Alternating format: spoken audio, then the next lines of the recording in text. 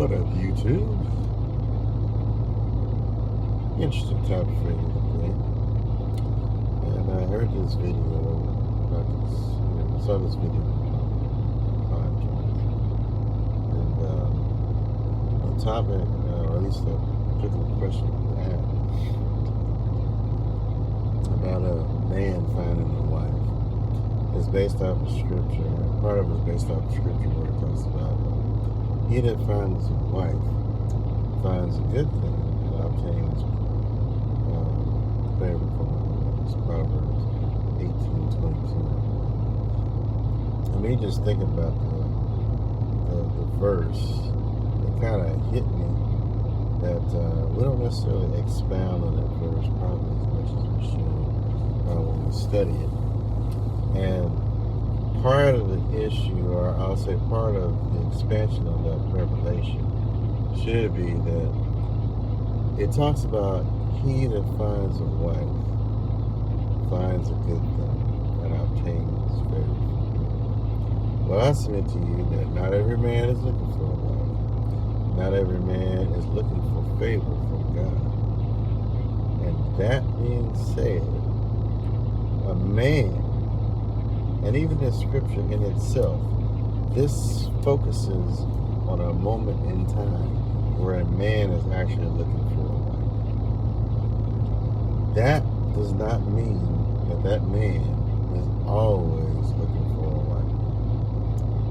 A man could be looking for a person to sleep with. A man could be looking for a friend.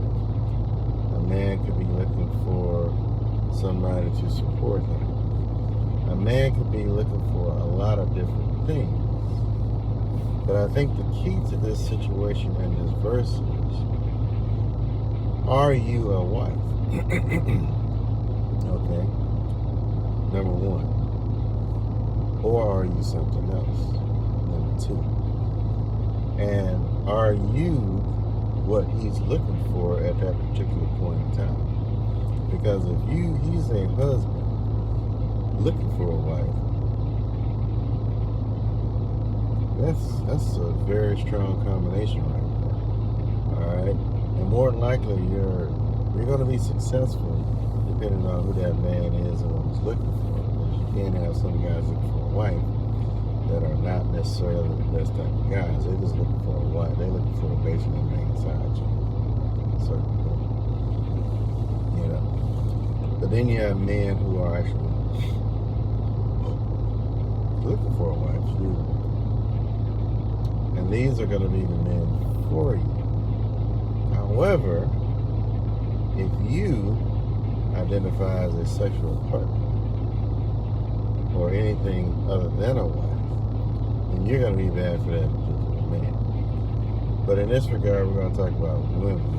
All right, you as a woman, is that you are what you answer to, basically. So it's really important for you to find out what this man is actually looking for. Okay? If he's looking for a wife and you want to be a wife, you're in a good situation. But if he is looking for a sexual partner and you're a wife, you're in trouble with this guy. Alright? So don't just think because a man finds you, he's looking for a wife. And don't assume that he's going to treat you like a wife, even if you are a wife. You have to be careful about what you answer to. Because he can be looking for a sexual partner. And if you're a wife, you'll find out that he's looking for a sexual partner because he's not going to make any commitment. He's not going to get you an engagement ring. He's not going to go through the courting process to make you his wife. And that is your indication that he is not looking for it. So you have to be really, really steadfast in the mindset that you want to be a wife. Because if you are not, you will be whatever he wants you to be. And this is a real particular issue because of another subject that I need to make a video about, and I might make one after this, is a lot of women, you say you want a leader, all right? But really what you're saying, in my opinion, is you're looking for a man that you want to follow. And there is a difference between looking for a leader and looking for somebody you want to follow, all right? And that, based on that principle in itself, you can actually get caught up wanting to be a wife to a man that's not looking for a wife. If that makes sense. If it makes sense to you, if what I'm telling you right now makes sense to you, it will spare you from a lot of heartache. All right? If you want to be a wife. If you are wanting to be found as a sexual partner, but you have been taught to be a wife, you're going to fall for this as well. And you're going to fall for it because you want to fall for it. Because you never really, you may have a desire to be a wife at some point in your life, but because of social media, your friends or whatever else, they've a lot of times convinced you that it's more fun to be in the streets, to be sexually promiscuous, than it is to be a wife to a good man. And because you fall into that trap, you actually limit the amount of options you have as far as men for marriage. You increase the amount of options you have for sexual partner because of that mindset. And you never really gain it back because you have too many things that can happen to you that's going to further limit your options. You can get an STD, you can have a kid, and if you don't understand what's happening and your way of thinking and how you get caught up, you can have multiple kids with multiple men because you're not understanding the principle that every man is not looking for a wife, every man is not looking for a committed relationship, every man is not good, every man does not want to treat you good. And if you can understand that, it'll save you from bad boys, it'll save you from players, it'll save you from abusive men. Because as a wife, you have a special place in one man's life. And in that one man's life, if you are his treasure, he'll protect you, he'll provide for you, he'll love you, he'll cherish you.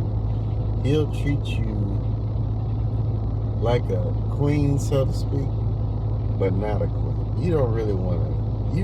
A wife has a way better situation than a queen. Because a queen is responsible for protecting the home. And don't get me wrong, there are some qualifications or responsibilities queens have that's going to kind of mirror what a wife has, but it's going to be on a different level. All right, because even as a queen, you're required to protect the man. As a wife, you have to protect your husband. All right, but it's not in the same way that a queen has to. A queen has to militarily protect every woman's husband. All right, in her kingdom. All right. Including her own if she has one, which more likely she won't. Because it don't seem like most queens get married, and if they do, they're not going to submit their power and authority to a man that wasn't already king. And so you become the protector, you become the provider, you become everything that kingdom needs to actually survive as a queen. Whereas a wife, your only responsibility is really, or your primary responsibility is to your husband and to your kids, and to yourself. All right? And your husband is basically, if you lift him up, you respect him, you're actually feeding, you're strengthening the person that's able to provide, protect, and provide for you. When you do anything to dishonor, to disrespect your man, you destroy his motivation to be everything he wants to be for you, or at least everything he can be for you. So you are actually working against yourself. If you're with a man and you are not respecting him, you're not loving him, you're not taking care of him, you're working against yourself. You're working against your kids, and especially you're working against the kids if they're not his. All right? You are basically saying, I don't want to be in this situation. And when he says, you know what, you're right, that's when he will stop being in that situation. And he will start pulling away support. He'll start pulling away protection. And you may not even realize. Because if you don't appreciate the protection and provision of a man as he's given it to you, either one, you don't even recognize it, which is bad in itself. On the other side, you may not even think you need it. And both of them are equally bad. The worst one is not even knowing that you have love and protection from a man. Because when you lose it, and more than likely you will, that's when you'll find out. When you lose it and you go back and you look at these other guys, you look at these new guys, and you find out that they didn't have what your husband had, or your boyfriend, you know what I'm saying? You realize, I think most modern women realize a valuable man after they can't get him back. All right? It's not until after you can't get him back that you realize that was the man you probably should have kept. And believe it or not, there is a woman out there, a good woman, and you could be a good woman too, but you just don't appreciate men or the man that you have. But there's a good woman that recognizes value in men. All right? And it's not just isolated to relationships. This could be in business, it could be in friendships, it could be in investments, it can be in a bunch of different areas. If you don't know how to value a man, all right, or devalue a man in certain situations, like a man that is not going to be anything good for you, you are in trouble. You are already behind. All right? But there are women, there are traditional women who have seen what a good man is.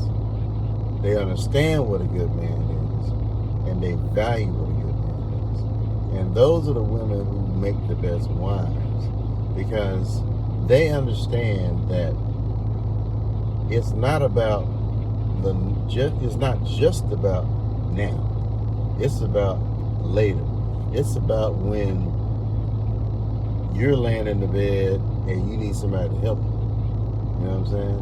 It's about the future times, because everybody nowadays is looking for a fair weather friend. And a fair weather friend is somebody that's always there when things are good. And so you want a man that is always good.